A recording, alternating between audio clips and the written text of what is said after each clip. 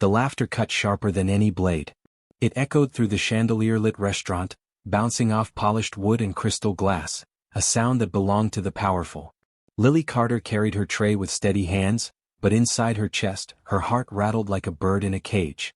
She set a glass of wine down gently, her black and white uniform clinging after hours of endless work. To them she was invisible, just the help, a shadow moving through their billion-dollar world. But tonight shadows would speak. She lowered her gaze as men in tailored suits and women draped in diamonds chuckled at a private joke. The contracts on the table glowed under the golden light, the numbers written there so large they made her stomach twist. Her rent for a month could be swallowed by a single course served in this place. Yet here she was, standing a breath away from the kind of power that could shift entire industries. At the head of the table sat Alexander Grant. 33 years old, with eyes so cold people whispered he could ruin you with a glance. His lawyers flanked him like soldiers guarding a king, their briefcases opened into neat battlefields of papers. Across the table, two foreign investors smiled with lips that didn't touch their eyes. They were here to ink a deal worth billions, an international contract no one dared to question. No one except Lily. When Alexander lifted his pen, ready to etch his name into the future, Lily leaned closer. Her breath caught in her throat, her palms damp. Still, she whispered the words before fear could silence her. Stop. Don't sign. For a moment, time cracked open. The table erupted, thunderous laughter spilling from every throat. A waitress daring to interrupt a billionaire? It was absurd. They roared louder, savoring the humiliation they thought she had brought upon herself. But Lily didn't flinch. Her tray trembled slightly, not from fear, but from the weight of what she'd just done. She had broken the rule etched into her life these last 2 years. Stay invisible, survive the shift, keep your head down. Her eyes, steady and unblinking, stayed locked on the contract. To her it wasn't just paper. It was a loaded gun aimed straight at the man who thought he controlled this room. Richard, one of the lawyers, leaned back with smug disdain. His thinning hair clung desperately to his scalp, his tie loose around his red neck. What are you staring at? Get back to serving. His voice dripped with condescension, each word slicing her dignity.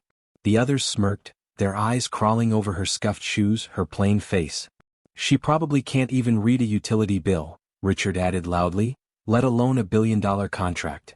The table roared again. Lily's fingers curled around the tray until her knuckles whitened, but she refused to give them the satisfaction of flinching. She placed the glass slowly, deliberately, like every movement was an act of defiance. At the far end sat Margaret, a venture capitalist draped in silk and authority. She tilted her head, her voice clipped, sharp as glass. You're standing too close. It's unprofessional. Haven't you been trained for this? Approval hummed through the table like a choir. Lily wiped a single drop from the cloth, her face expressionless. Yet in her eyes, a flicker sparked, small but dangerous. Claire, another guest, leaned toward her companion, her diamond bracelet glittering under the light. Honestly, who let her stand so close? It's embarrassing. Poor thing, probably dreaming of being one of us. The false pity was sharper than cruelty. The laughter rose again. Then Ethan, the youngest lawyer, with his new money arrogance and smug grin, pointed at her feet. Maybe she's hoping for a tip big enough to buy decent shoes. The table shook with glee. Still, Lily remained unmoved. Her shoulders squared ever so slightly, bracing herself. The room didn't notice. But Alexander did. His pen hovered mid-stroke. His sharp jaw tightened, and for the first time, his eyes flicked up to the waitress who had dared to speak. The noise of the room swelled as another voice, Paul, chimed in. Sad really. Some people just don't know their place. Stick to pouring wine, sweetheart. Leave the real work to us. The smirks, the scoffs, the cruel delight, they swirled around her like a storm.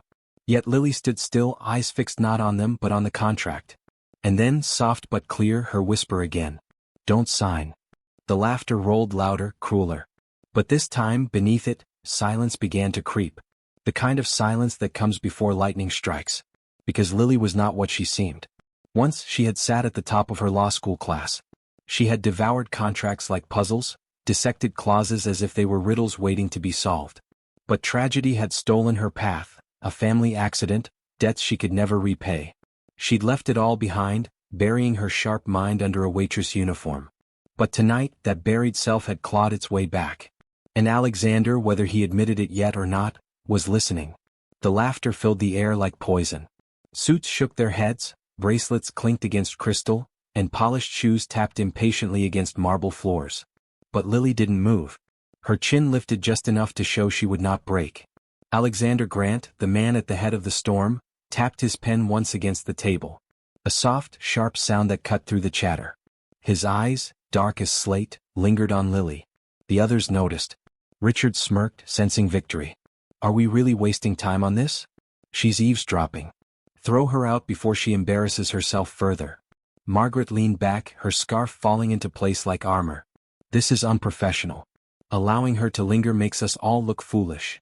Claire, her diamond bracelet catching the chandelier light, gave a cold smile. Unbelievable. She actually thinks she's part of this. The room hummed with ridicule, voices tumbling over one another. Ethan added his cruel spark, leaning in with a grin. Come on, Grant. You trust a waitress over your lawyers? That's a new low even for you. Laughter rippled again. And then Diana, a consultant with pearls glinting at her throat, delivered her verdict. This is why we have standards. People like her shouldn't be anywhere near a deal this important. Distracting. Get her out. The restaurant manager, Tom, rushed forward, his face pale with panic. His hand clamped on Lily's arm, his voice breaking as he hissed, "You're destroying your career. Get out now." The humiliation pressed on her like a heavy stone. Their words curled around her, their laughter burned her skin. She could have let Tom drag her away. She could have swallowed the shame like she had 100 times before. But she didn't. Her arms stayed limp under Tom's grip, but her eyes never left Alexander. And then, quietly, firmly, Alexander spoke. Let her speak. The room froze.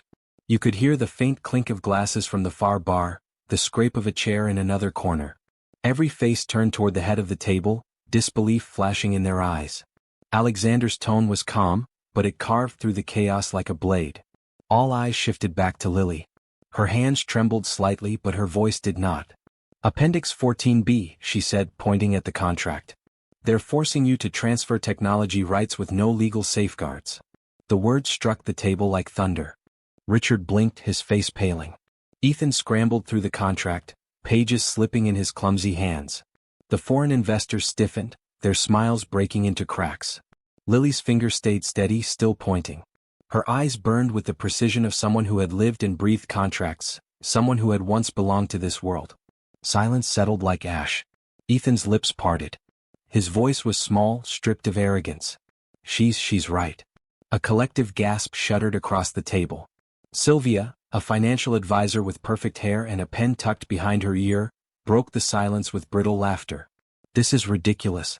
She's parroting something she overheard. You can't take her seriously. Her voice tried to command the room, but the spell was broken. Nobody laughed. Nobody smirked. Lily's silence became a weapon. She didn't flinch under Sylvia's sneer, didn't rush to defend herself. She simply looked back with calm, steady eyes. And Sylvia's voice faltered. Richard slammed his fist on the table, his comb-over slipping. Don't listen to this waitress, he barked. His voice cracked under the weight of fear. This is slander. Tom, desperate to salvage control, yanked at Lily's arm again. Out. Now. But Lily stood her ground. Her eyes never left Alexander. And then she spoke again, this time louder, stronger. Section 337 of the U.S. Tariff Act. It prohibits unfair trade practices, including forced technology transfers without safeguards. Check the clause. It's unenforceable. Her words landed with the clarity of a gavel strike. Ethan's hands shook as he turned page after page. His mouth dropped open and then, almost against his will, he whispered, "She's correct." The silence that followed was suffocating. The foreign partners exchanged frantic glances, whispers tumbling out in their native tongue. Their confident masks cracked, beads of sweat forming along their brows. George, the silver-bearded senior lawyer, cleared his throat, his voice rough and dangerous. This is a stunt. She's trying to humiliate us, to make herself important. His words carried a desperate edge. He leaned forward, eyes boring into Lily. You are nothing. The insult lingered in the air. The room waited for Lily to crumble, for her to shrink back into the smallness they had assigned her. But she didn't.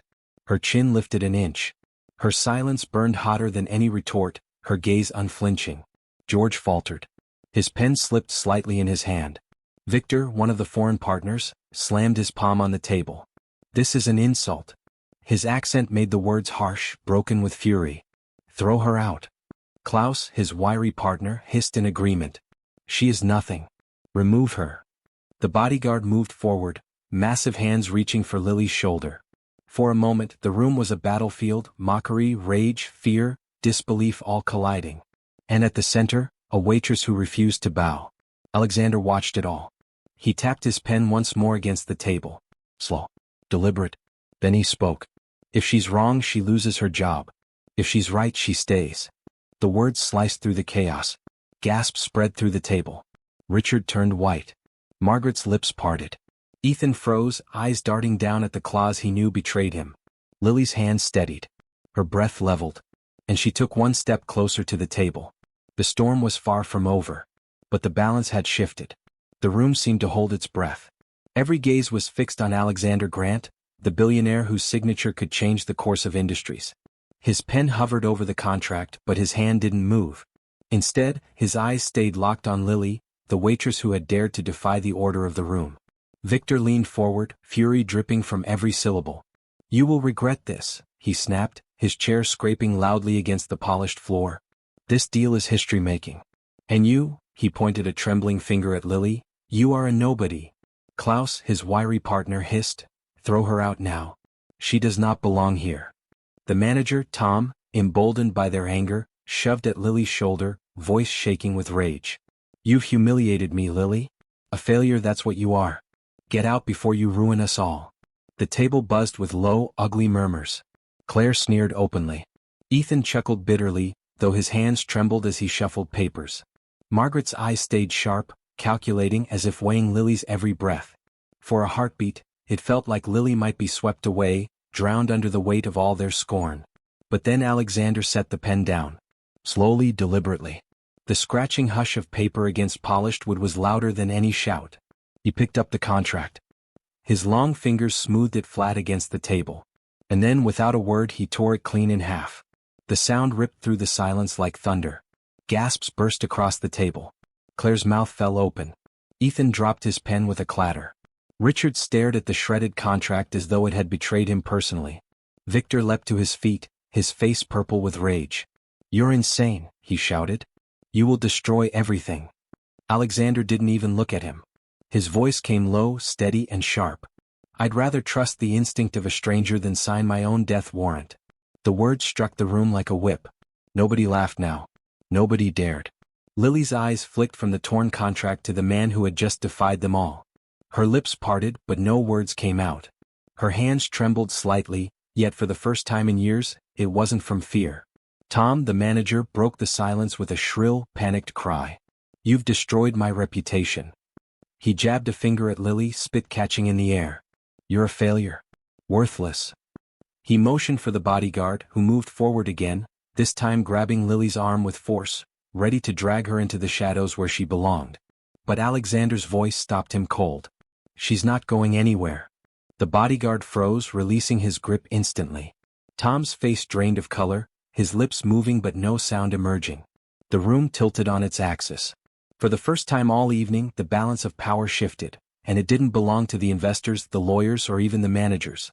It belonged to a waitress who refused to bend. Then Alexander's words rang out like a verdict. From this moment forward, Lily Carter is my special legal advisor. The declaration cracked the air like lightning. Shock rippled through the table. Claire's arms dropped to her sides, her bracelet clattering uselessly against the wood. Ethan sat frozen, his arrogance burned away, replaced by raw panic. Richard fumbled with his briefcase, as though rearranging his papers could undo what had just happened. Victor sputtered, his fury splintering into incoherent rage.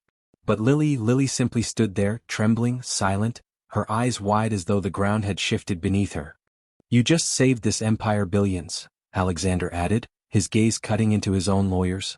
And you didn't. The shame that followed was suffocating.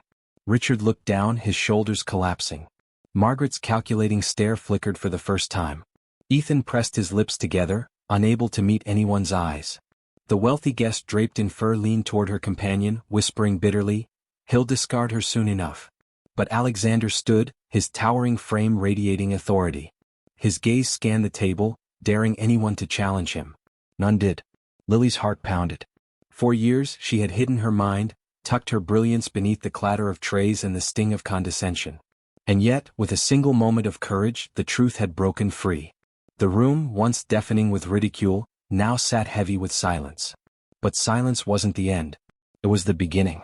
The fallout began the next morning. The restaurant's owner received a quiet call from someone higher up, and Tom, the manager who had screamed in Lily's face, was dismissed without ceremony.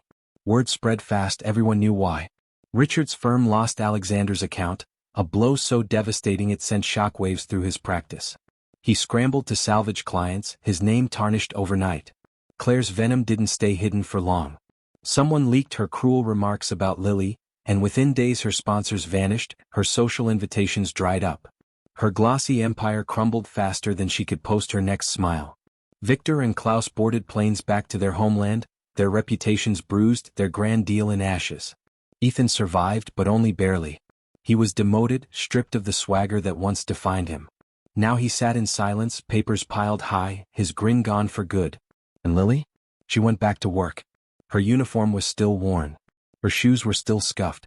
She still poured wine and wiped tables. But everyone noticed something different. The way she carried herself. The way her eyes didn't drop when a customer snapped at her. The way her silence seemed heavier than the loudest voice. She wasn't invisible anymore. The storm had passed, but the air still buzzed with aftershocks. Lily returned to her work as if nothing had changed, pouring wine, wiping tables, carrying trays. But beneath the surface, everything was different. Every step she took was steadier. Every glance she held lasted longer. No one could look at her the same way again. A week later, while polishing glasses in a quiet corner, she was approached by Daniel, a longtime customer. He was older, with a worn jacket and kind eyes, a man who tipped generously but never spoke much. That night, he lingered after his meal, waiting until the room had emptied. "I saw what you did," Daniel said softly, leaning on the counter. "You were incredible." Lily paused, the glass still in her hand. Compliments weren't something she was used to. Her eyes flicked up, uncertain. "Don't let them make you feel small," Daniel continued. He slid a business card across the counter. Embossed in silver was the name of a respected law firm. His voice lowered, almost conspiratorial. "Call me if you ever need anything." Lily's fingers brushed the card, her breath catching.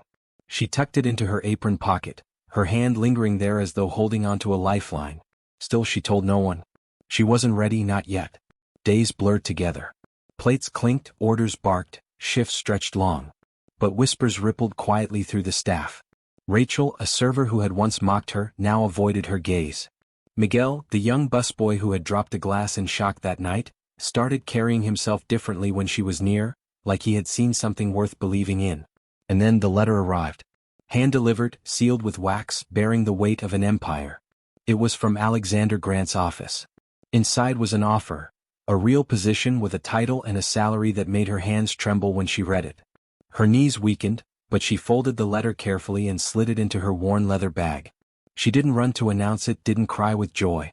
She simply carried it with her, steady, like it was both a promise and a test. That night, as she walked home under the yellow glow of streetlights, an old pickup truck rumbled past. For a moment, her heart clenched. It looked just like her brother's. Memories she had buried clawed their way back. The accident, the hospital, the crushing bills, the funeral. The night she had dropped out of law school to keep her family afloat. Her hand tightened on the strap of her bag. She stopped on the sidewalk, took a long breath and kept walking. For the first time in years, her steps felt like her own. A week later, Alexander returned to the restaurant, not with lawyers, not with partners, but alone. He sat in the corner, a quiet presence at a small table. Lily noticed him as she crossed the room with a tray of glasses. For a moment she froze. But he didn't call her over or draw attention. He simply nodded, a small gesture but one that spoke volumes. She set a glass of water on his table, her movements calm, her eyes meeting his. "Thank you," she whispered. His lips curved slightly, his face softening for the briefest second. He nodded again. No grand speech, no performance.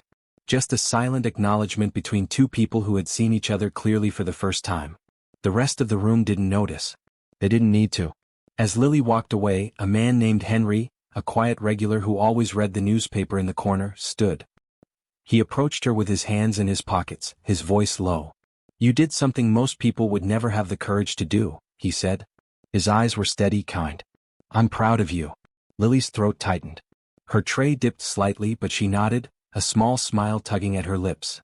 For the first time in years it felt real. Henry returned to his table but his words lingered, an anchor in the sea of noise.